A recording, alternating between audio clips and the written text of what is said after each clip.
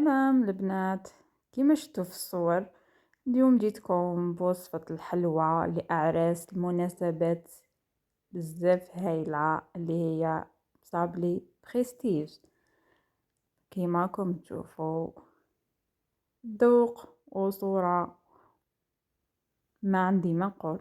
بسم الله على بركة الله، وبعد الصلاة على الحبيب المصطفى نجيبو المول تاعنا تاع السيليكون هاد الشكل.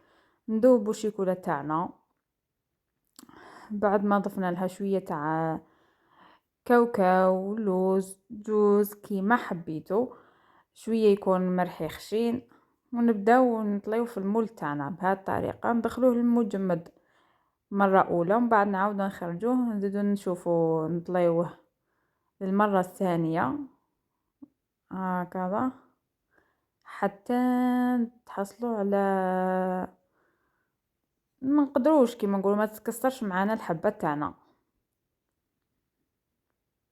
ويخرج عندنا الشكل مشتي بهذا الشكل. هذا هو اللي شفتوه، هذا هكا. نجيبو نبداو في الحشو تاعنا على بركة الله، اللي هو نجيبو قفريط، اي قفريط عندك. وشنو الشكل الذوق تاعو، الذوق تاع الشيكولا. نبداو نرحيوه فيه. انا هكا ما حبيش نرحيه رقيق، خليت فيه شويه هكا باش نحسوه كروستيون. نضيفو عليه القليل من الكاوكاو ولا لوز ولا جوز، المكسرات اللي عندك. انا بطبيعه الحال كنت درت كاوكاو، ونطموه بشيكولا اللي طالع اي نوع تحبوه. في الاسواق كاينين بزاف انواع. نطموه بهذيك الشيكولا ونطموه يكون شويه ماشي يابس، يكون شويه طري باش يجيكم بنين. انا نطم الحشو تاعي ونرجع لكم بعد ما نطموه ان شاء الله. هنا حبيباتي نتحصلوا على هذا الشكل، على هذا الحشو يكون طري بزاف، نقدروا نستعملوه نتعاملوا معاه. نبداو نعمرو في المول تاعنا كيما راكم تشوفوا في الصوره. نعمروه كامل بهذه الطريقه هكا. نعاود نرجعو للمجمد انايا يجمد لي شويه ونحيه هذا الشكل. انا عجينة الصابلي كيما ولفتكم العجينه تاعي اللي معتمدتها في الصابلي اللي ما نستغناش عليها، اللي هي دوك نتركها لكم في صندوق الوصف. بزاف نخدم بها انايا في وسط. نجيبو كيس بلاستيكي نحلو العجينه تاعنا بطبيعه الحال. نجيبو المول تاعنا، انا كنت استعملت هذا مدور. نطبعوه العجينه تاعنا كامل، نحطوها طيب في درجة حرارة ماهيش عالية وماهيش ضعيفة، وما نحمروش الصابلي تاعنا، نخليوه شوية من التحت يتحمر معليش، ومن الفوق معليش يكون بيض ماشي يحمر بزاف.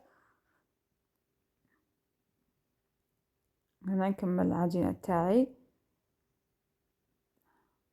هنايا كملت العجينة تاعي ندخلها الطيب ونرجع لكم. هنا طيبت العجينة تاعي، تشوفوا النتيجة بهذا الشكل. من التحت يحمر شوية، من الفوق يقعد ابيض. شوفوا السطح تاعها شحال شباب. شوفوا يقعد هو كيما طبعيه كيما تصايبيه ما يتقلصش. من انكم تعتمدوا هذيك الوصفة وتدعوا لي ان شاء الله. هنا نجيبوا الحبات تاعنا الصابلي كقاعدة، انا اعتمدته كقاعدة. نحطوا شوية تاع الشيكولا في الوسط باش نلصقوا هذاك الشكل. نجيبو تاعنا الاخر حبات نلصقوهم بهذه الطريقة كيما راكم تشوفوا. شوفوا شحال جا شباب وبريستي، شوف بريسونطابل. انا نكمل الحبات تاوعي ونزينوهم بالناكخي بهذا الشكل. شوفوا شحال يجي شباب. نتمنى انكم تسيوا الوصفة تاعي وتشتركوا في قناتي، ومرحبا باللي زارنا، ونشكر كل واحد دخل لعندي وخلى لمسة جميلة.